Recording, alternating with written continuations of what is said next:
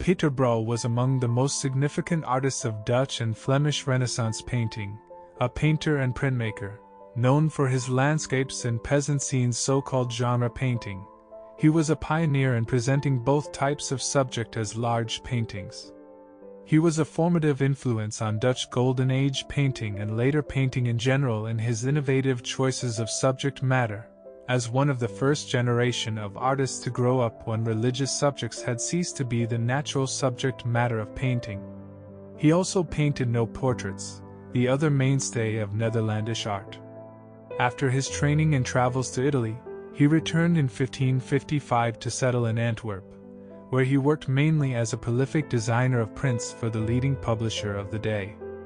At the end of the 1550s, he switched to make painting his main medium, and all his famous paintings come from the following period of little more than a decade before his early death in 1569, when he was probably in his early 40s.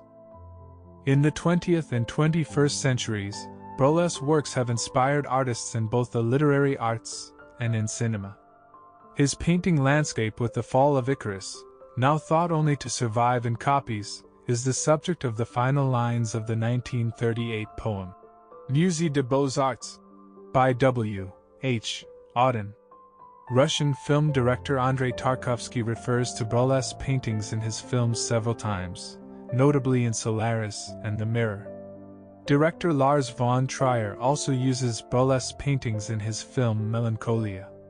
In 2011, the film production titled The Mill and the Cross was released, featuring Bruegel's The Procession to Calvary. Life. Early life. Bruegel's birth date is not documented, but inferred from the fact that Bruegel entered the Antwerp Painters Guild in 1551. This usually happened between the ages of 20 to 25, giving a range for his birth between 1525 and 1530. His master, according to Karel van Mander, was the Antwerp painter Pieter Coec van Elst. The two main early sources for Bruegel's biography are Lodovico Guicciardini's account of the Low Countries and Karel van Mander's 1604 Schilderboek. Guicciardini recorded that Bruegel was born in Breda, but van Mander specified that Bruegel was born in a village near Breda called Bruegel, which does not fit any known place. Nothing at all is known of his family background. Van Mander seems to assume he came from a peasant background, in keeping with the overemphasis on Bruegel's peasant genre scenes given by van Mander and many early art historians and critics.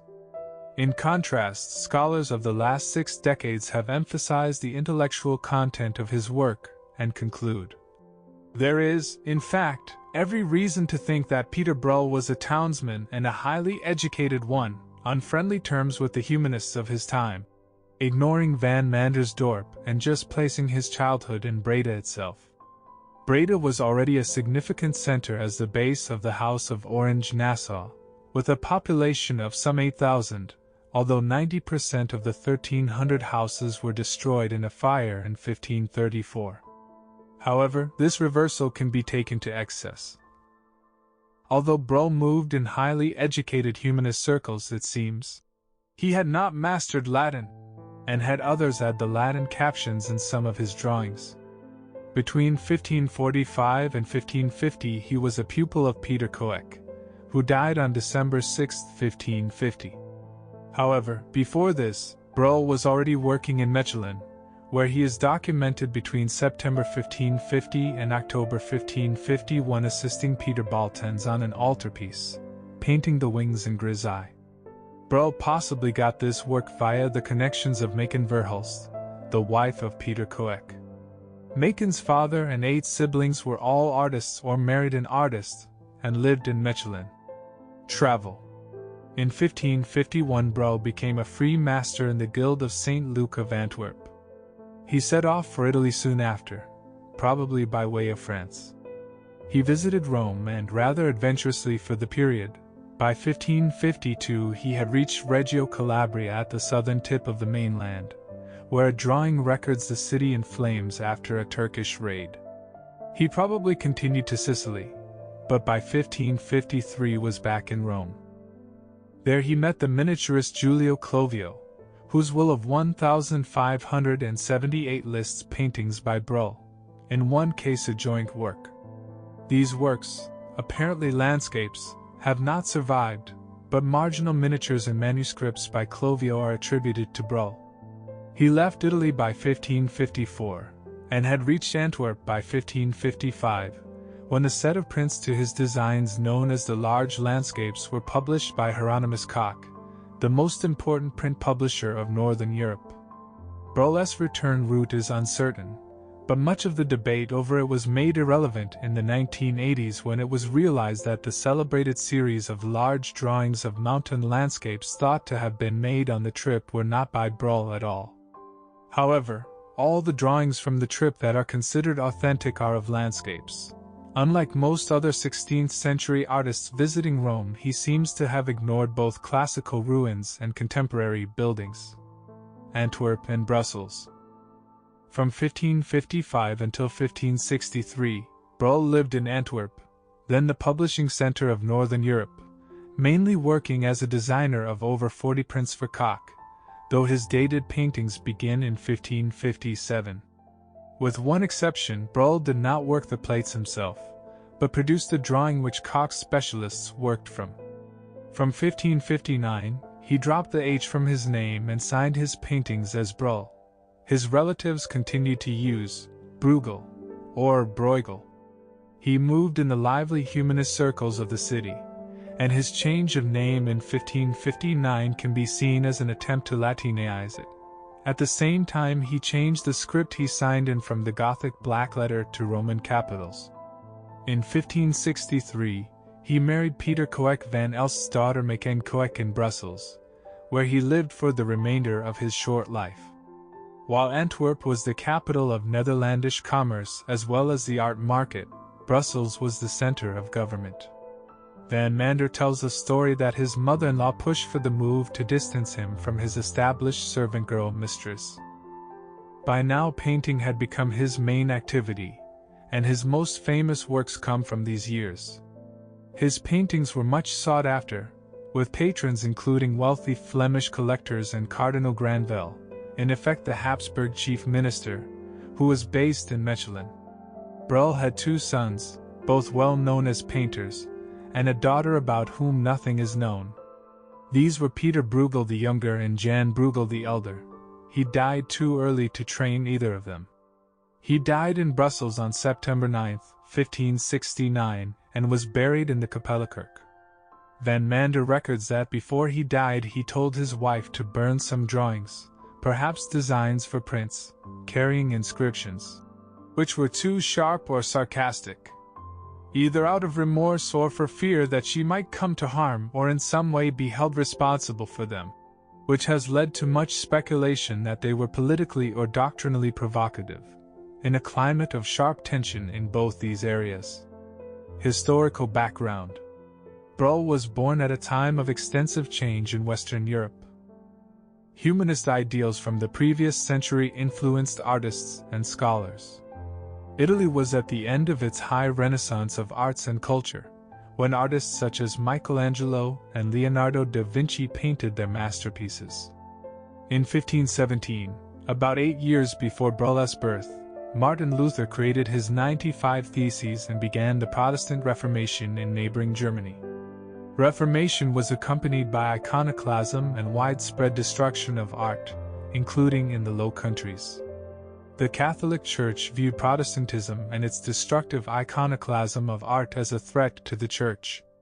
The Council of Trent, which concluded in 1563, determined that religious art should be more focused on religious subject matter and less on material things and decorative qualities. At this time, the Low Countries were divided into 17 provinces, some of which wanted separation from the Habsburg rule based in Spain.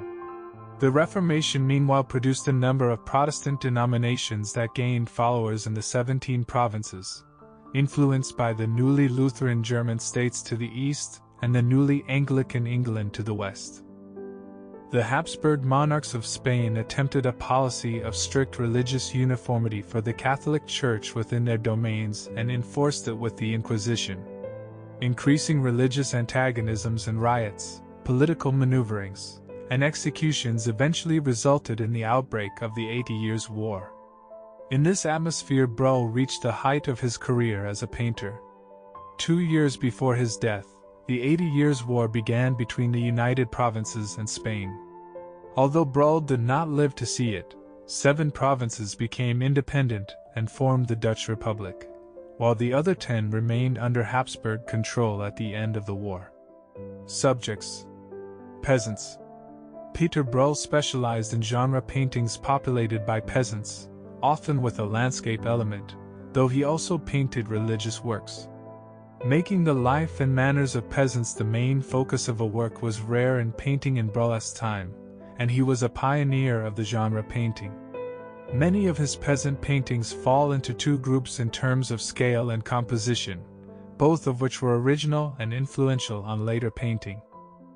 His earlier style shows dozens of small figures, seen from a high viewpoint, and spread fairly evenly across the central picture space. The setting is typically an urban space surrounded by buildings, within which the figures have a fundamentally disconnected manner of portrayal, with individuals or small groups engaged in their own distinct activity, while ignoring all the others. His earthy, unsentimental but vivid depiction of the rituals of village life, including agriculture, hunts, meals, festivals, dances, and games, are unique windows on a vanished folk culture, though still characteristic of Belgian life and culture today, and a prime source of iconographic evidence about both physical and social aspects of 16th century life. For example, his famous painting Netherlandish Proverbs, originally The Blue Cloak, illustrates dozens of then contemporary aphorisms, many of which still are in use in current Flemish, French, English, and Dutch. The Flemish environment provided a large artistic audience for proverb-filled paintings because proverbs were well known and recognizable as well as entertaining. Children's games shows the variety of amusements enjoyed by young people. His winter landscapes of 1565, like The Hunters in the Snow, are taken as corroborative evidence of the severity of winters during the Little Ice Age. Bruegel often painted community events, as in the peasant wedding and the fight between Carnival and Lent. In paintings like the Peasant Wedding, Bruegel painted individual, identifiable people, while the people in the fight between Carnival and Lent are unidentifiable, muffin-faced allegories of greed or gluttony. Bruegel also painted religious scenes in a wide Flemish landscape setting, as in the Conversion of Paul and the Sermon of St. John the Baptist. Even if Bruegel's subject matter was unconventional, the religious ideals and proverbs driving his paintings were typical of the Northern Renaissance. He accurately depicted people with disabilities, such as in The Blind Leading the Blind, which depicted a quote from the Bible. "If the blind lead the blind, both shall fall into the ditch." Using the Bible to interpret this painting, the 6 blind men are symbols of the blindness of mankind in pursuing earthly goals instead of focusing on Christ's teachings. Using abundant spirit and comic power, Bruegel created some of the very early images of acute social protest in art history. Examples include paintings such as The Fight Between Carnival and Lent, a satire of the conflicts of the Protestant Reformation, and engravings like The Ass in the School and Strongbox's Battling Piggy Banks. Over the 1560s, Bruegel moved to a style showing only a few large figures, typically in a landscape background without a distant view. His paintings dominated by their landscapes take a middle course as regards both the number and size of figures. Landscape elements. Bruegel adapted and made more natural the world landscape style, which shows small figures in an imaginary panoramic landscape seen from an elevated viewpoint that includes mountains and lowlands, water, and buildings. Back in Antwerp from Italy, he was commissioned in the 1550s by the publisher Hieronymus Koch to make drawings for a series of engravings, The Large Landscapes, to meet what was now a growing demand for landscape images. Some of his earlier paintings, such as his landscape with the flight into Egypt, are fully within the patineur conventions, but his landscape with the Fall of Icarus had a patineur-style landscape, in which already the largest figure was a genre figure who was only a bystander for the supposed narrative subject, and may not even be aware of it. The date of Bruegel's lost original is unclear, but it is probably relatively early, and if so, foreshadows the trend of his later works. During the 1560s, the early scenes crowded with multitudes of very small figures, whether peasant genre figures or figures in religious narratives, give way to a small number of much larger figures. Months of the year. His famous set of landscapes with genre figures depicting the seasons are the culmination of his landscape style. The 5 surviving paintings use the basic elements of the world landscape but transform them into his own style. They are larger than most previous works, with a genre scene with several figures in the foreground, and the panoramic view seen past or through trees. Bruegel was also aware of the Danube school's landscape style through prints. The surviving 5 paintings are The Gloomy Day, The Hunters in the Snow, and The Return of the Herd, which are on display in the Kunsthistorisches Museum in Vienna. The Hay Harvest is on display in the Lobkowicz Palace in Prague, and The Harvesters, which is on display at the Metropolitan in New York. The painting associated with the April-May seasonal transition is assumed to be lost to history. The series on the months of the year includes several of Bruegel's best-known works. In 1565, a wealthy patron in Antwerp, Nicolas Jongelink, commissioned him to paint a series of paintings of each month of the year. There has been dispute among art historians as to whether the series originally included 6 or 12 works. Joseph Kerner, in his 2018 book Bosch and Bruegel, states that Archduke Ernst, who took possession of the paintings after Nicolas defaulted on taxes, had as early as 1569 inventoried only 6 paintings in the series during the year of Bruegel's death. The collection is next inventory to be in the possession of Archduke Leopold, who in 1659 indicated that only 5 of them were extant. Today, only 5 of these paintings are known to have survived into the 21st century. Traditional Flemish luxury books of hours, example, the Trace Riches du Duc de Berry, 1416, had calendar pages that included the labors of the months, depictions set in landscapes of the agricultural tasks, weather, and social life typical for that month. Bruegel's paintings were on a far larger scale than a typical calendar page painting, each one approximately 3 feet by 5 feet. For Bruegel, this was a large commission and an important one. In 1565, the Calvinist riots began, and it was only 2 years before the 80 Years' War broke out. Bruegel may have felt safer with a secular commission so as to not offend Calvinist or Catholic. Some of the most famous paintings from this series included The Hunters in the Snow December to January, and The Harvesters August to September. Prints and drawings. On his return from Italy to Antwerp, Bruegel earned his living producing drawings to be turned into prints for the leading print publisher of the city, and indeed Northern Europe, Hieronymus Koch. At his House of the Four Winds, Koch ran a well-oiled production and distribution operation, efficiently turning out prints of many sorts that was more concerned with sales than the finest artistic achievement. Most of Bruegel's prints come from this period, but he continued to produce drawn designs for prints until the end of his life, leaving only 2 completed out of a series of the 4 seasons. The prints were popular, and it is reasonable to assume that all those published have survived. In many cases we also have Bruegel's drawings. Although the subject matter of his graphic work was often continued in his paintings, there are considerable differences in emphases between the 2 oeuvres. To his contemporaries and for long after, until public museums and good reproductions of the paintings made these better known, Bruegel was much better known through his prints than his paintings, which largely explains the critical assessment of him as merely the creator of comic peasant scenes. The prints are mostly engravings, though from about 1559 onwards some are etchings or mixtures of both techniques. Only one complete woodcut was made from a Bruegel design, with another left incomplete. This, The Dirty Wife, is a most unusual survival of a drawing on the wooden block intended for printing. For some reason, the specialist block cutter who carved away the block, following the drawing while also destroying it, had only done one corner of the design before stopping work. The design then appears as an engraving, perhaps soon after Bruegel's death. Among his greatest successes were a series of allegories, among several designs adopting many of the very individual mannerisms of his compatriot Hieronymus Bosch, the 7 deadly sins and the virtues. The sinners are grotesque and unidentifiable, while the allegories of virtue often wear odd headgear. That imitations of Bosch sold well is demonstrated by his drawing Big Fish Eat Little Fish, which Bruegel signed but Cox shamelessly attributed to Bosch in the print version. Although Bruegel presumably made them, no drawings that are clearly preparatory studies for paintings survive.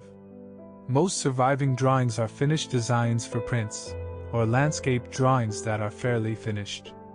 After a considerable purge of attributions in recent decades, led by Hans Mielke, 61 sheets of drawings are now generally agreed to be by Bruegel. A new master of the mountain landscapes has emerged from the carnage.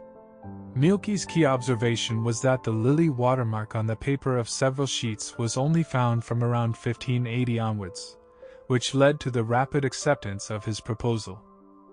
Another group of about 25 pen drawings of landscapes, many signed and dated as by Bruegel, are now given to Jacob Savory, probably from the decade or so before Savory's death in 1603. A giveaway was that 2 drawings including the walls of Amsterdam were dated 1563 but included elements only built in the 1590s. This group appears to have been made as deliberate forgeries. Family. Around 1563, Bruegel moved from Antwerp to Brussels, where he married Mayken Coeck, the daughter of the painter Pieter Coeck van Elst and Mayken Verhulst. As registered in the archives of the Cathedral of Antwerp, their deposition for marriage was registered July 25, 1563. The marriage itself was concluded in the Chapel Church, Brussels in 1563. Pieter the Elder had 2 sons, Pieter Bruegel the Younger and Jan Bruegel the Elder. Both kept their name as Bruegel. Their grandmother, Mayken Verhulst, trained the sons because the elder died when both were very small children. The older brother, Pieter Bruegel, copied his father's style and compositions with competence and considerable commercial success. Jan was much more original and very versatile. He was an important figure in the transition to the Baroque style in Flemish Baroque painting and Dutch Golden Age painting in a number of its genres. He was often a collaborator with other leading artists, including with Peter Paul Rubens on many works including The Allegory of Sight. Other members of the family include Jan van Kessel the Elder, grandson of Jan Bruegel the Elder and Jan van Kessel the Younger. Through David Teniers the Younger, son-in-law of Jan Bruegel the Elder, the family is also related to the whole Teniers family of painters and the Quillinus family of painters and sculptors, through the marriage of Jan Erasmus Quillinus to Cornelia, daughter of David Teniers the Younger. Reception history. Bruegel's art was long more highly valued by collectors than critics. His friend Abraham Ortelius described him in a friendship album in 1574 as the most perfect painter of his century, but both Vasari and Van Mander see him as essentially a comic successor to Hieronymus Bosch. As well as being forward-looking, his art reinvigorates medieval subjects such as marginal drolleries of ordinary life in illuminated manuscripts, and the calendar scenes of agricultural labor set in landscape backgrounds, and puts these on a much larger scale than before, and in the expensive medium of oil painting. He does the same with the fantastic and anarchic world developed in Renaissance prints and book illustrations. But Bruegel's work was, as far as we know, always keenly collected. The banker Nicolaes Jonghelink owned 16 paintings. His brother Jacques Jonghelink was a gentleman sculptor and medalist, who also had significant business interests. He made medals and tombs in an international style for the Brussels elite, especially Cardinal Granvelle, who was also a keen patron of Bruegel. Granvelle owned at least 2 Bruegels, including the Court-Ald Flight into Egypt, but we do not know if he bought them directly from the artist. Granville's nephew and heir was strong-armed out of his Bruegels by Rudolf II, the very acquisitive Austrian Habsburg emperor. The series of the months entered the Habsburg collections in 1594, given to Rudolf's brother and later taken by the emperor himself. Rudolf eventually owned at least 10 Bruegel paintings. A generation later Rubens owned 11 or 12, which mostly passed to the Antwerp senator Peter Stevens, and were then sold in 1668. Bruegel's son Peter could still keep himself and a large studio team busy producing replicas or adaptations of Bruegel's works, as well as his own compositions along similar lines, 60 years or more after they were first painted. The most frequently copied works were generally not the ones that are most famous today, though this may reflect the availability of the full-scale detailed drawings that were evidently used. The most copied painting is the winter landscape with a bird trap, of which the original is in Brussels. 127 copies are recorded. They include paintings after some of Bruegel's drawn print designs, especially Spring. The next century's artists of peasant genre scenes were heavily influenced by Bruegel. Outside the Bruegel family, early figures were Adrian Brouwer, circa 16056 to 1638, and David Vinkboens, both Flemish-born but spending much of their time in the northern Netherlands. As well as the general conception of such Kermis subjects, Vinkboens and other artists took from Bruegel. Such stylistic devices as the bird's-eye perspective, ornamentalized vegetation, bright palette, and stocky, odious figures. 40 years after their deaths, and over a century after Bruegel's, Jan Steen continued to show a particular interest in Bruegelian treatments. The critical treatment of Bruegel as essentially an artist of comic peasant scenes persisted until the late 19th century, even after his best paintings became widely visible as royal and aristocratic collections were turned into museums. This had been partly explicable when his work was mainly known from copies, prints, and reproductions. Even Henri Heymans, whose work of 1890-91 was the first important contribution to modern Bruegel scholarship, could describe him thus. His field of inquiry is certainly not of the most extensive. His ambition, too, is modest. He confines himself to a knowledge of mankind and the most immediate objects, a line no modern scholar is likely to take. As his landscape paintings, in good color reproduction, have become his best-loved works, so his importance in the history of landscape art has become understood. Works. There are about 40 generally accepted surviving paintings, 12 of which are in the Kunsthistorisches Museum in Vienna. A number of others are known to have been lost, including what, according to Van Mander, Bruegel himself thought his best work. A picture in which truth triumphs. Bruegel only etched one plate himself, The Rabbit Hunt, but designed some 40 prints, both engravings and etchings, mostly for the Koch Publishing House. As discussed above, about 61 drawings are now recognized as authentic, mostly designs for prints or landscapes. References in other works. In literature. His painting Landscape with the Fall of Icarus, now thought only to survive in copies, is the subject of the final lines of the 1938 poem, Musée des Beaux-Arts, by W. H. Auden.